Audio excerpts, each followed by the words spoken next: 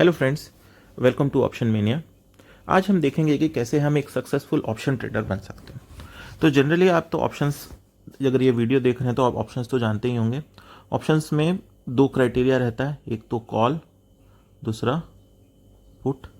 Call मतलब हम predict कर रहे हैं कि मार्केट ऊपर जाएगा, पुट मतलब हम प्रेडिक्ट कर रहे हैं कि मार्केट नीचे जाएगा। दूसरी क्राइटेरिया होती है हम कॉल और पुट को बाई करते हैं, आगे हम सेल कर सकते हैं। तो बाई में हमको ऑब्वियसली जो बाई रहेगा, है ना, जो भी बाई रहेगा, बाई में हमको कैपिटल जो है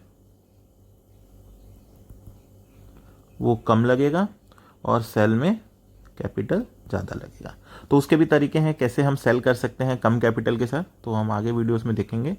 मगर अभी के टॉपिक पे आते हैं कि कैसे हम सक्सेसफुल हो सकते हैं।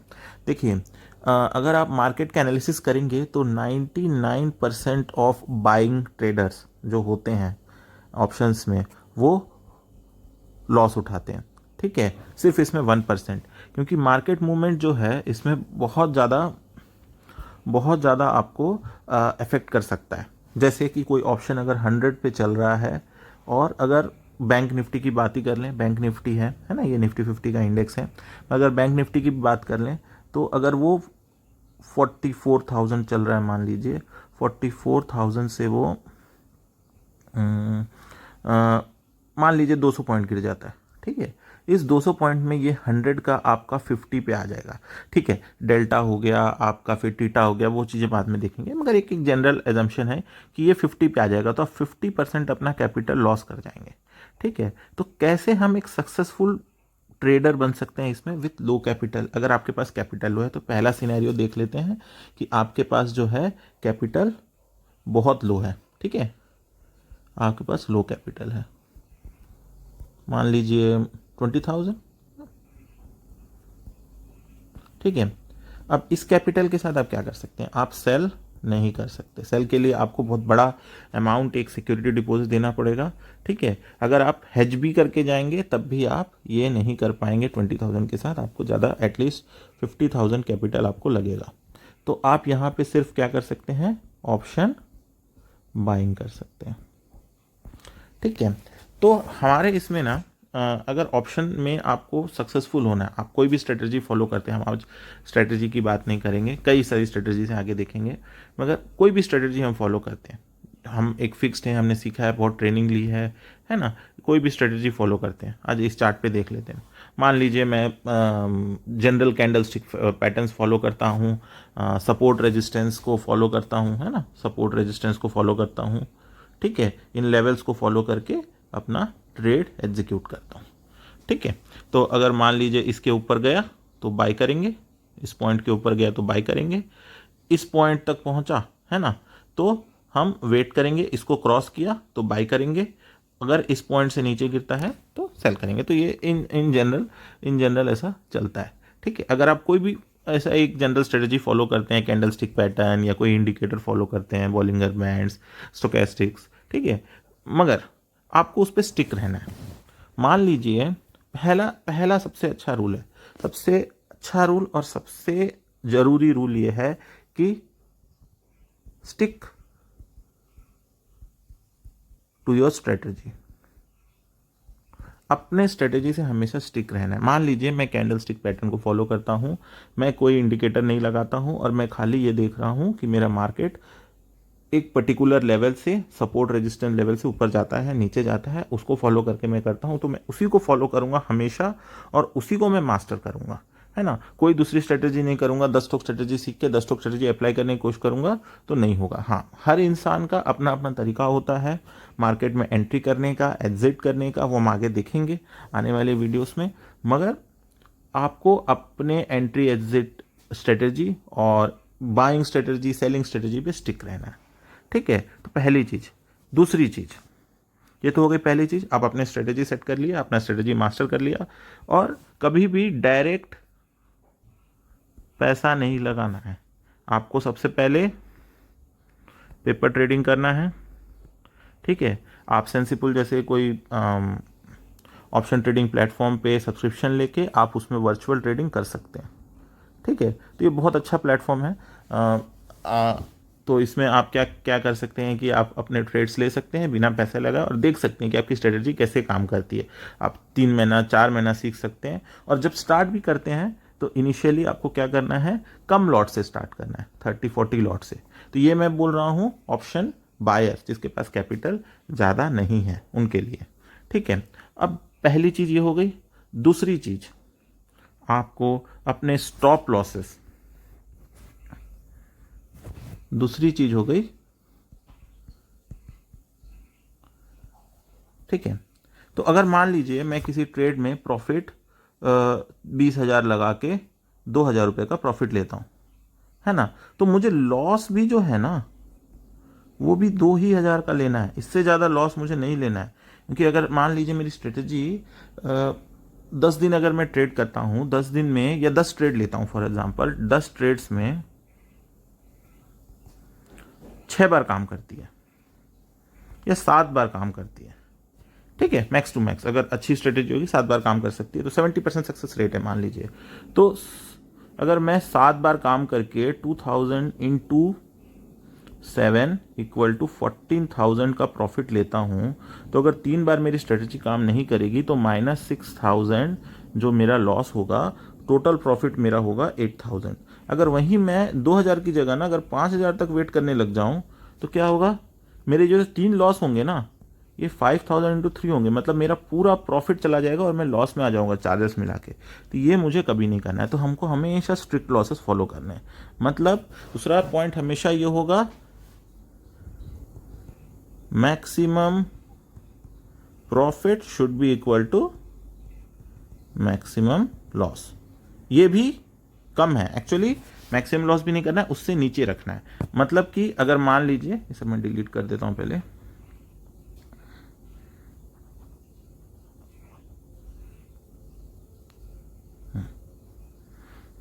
डिलीट कर देता हूं। देखिए, अगर मान लीजिए मैंने कोई ऑप्शन बाई किया जिसका प्राइस 100 है, ठीक है, अगर मैं इसको सेल करता हूं 115 पे, मैं टारगेट रखता हूं, फॉर एग्जाम्पल एक एग्जांपल दे रहा हूं 115, ठीक है, 115 पे टारगेट रखता हूं, तो मेरा जो स्टॉप लॉस रहेगा ना वो 90 रहना चाहिए।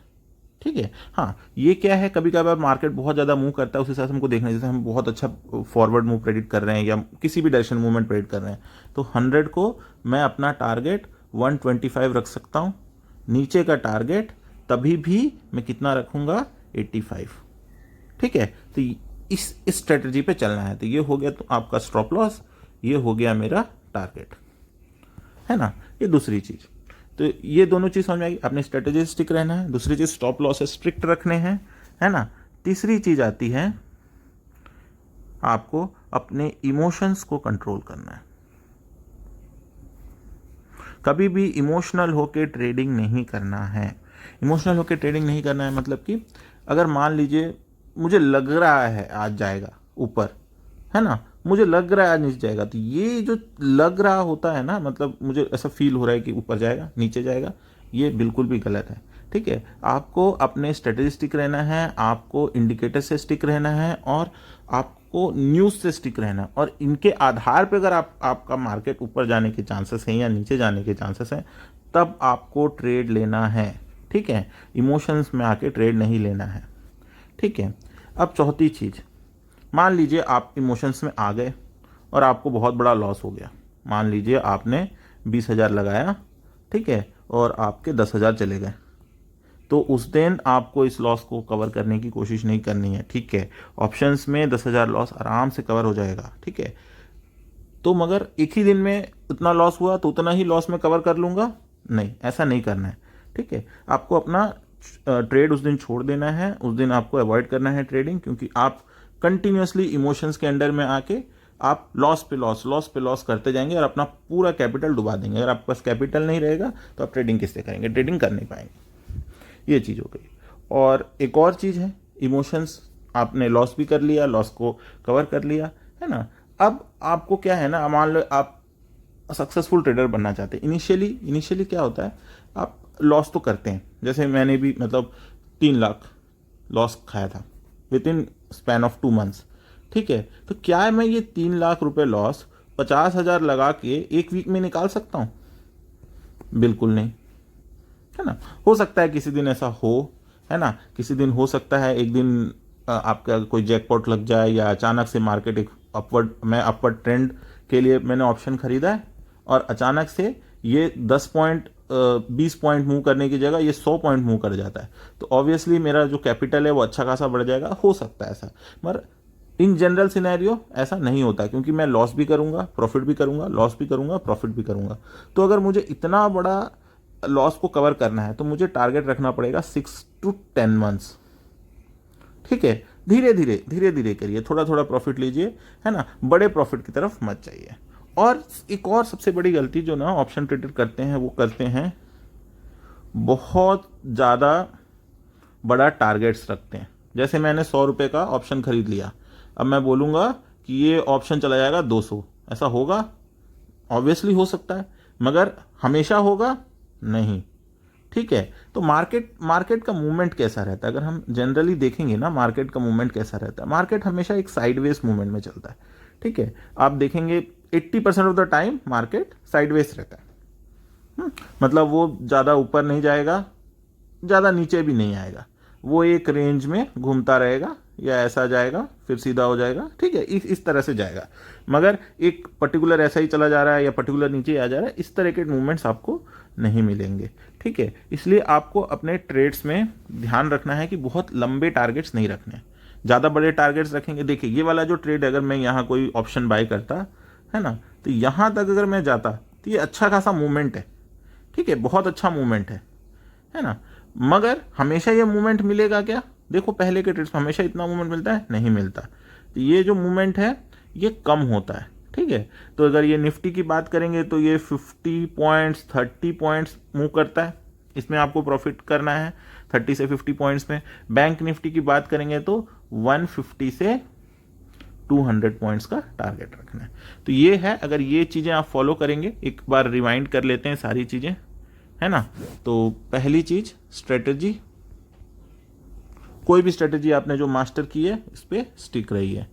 10 ठोक स्ट्रेटजी मत सीखिए, एक स्ट्रेटजी सीखिए और उसी पे स्टिक रहिए, उसी पे ट्रेडिंग कीजिए। दूसरी चीज, टारगेट्स शॉर्ट रखिए और स्टॉप लॉसेस टारगेट से कम या ऑलमोस्ट इक्वल, है ना, इक्वल रखिए। चौथा चीज,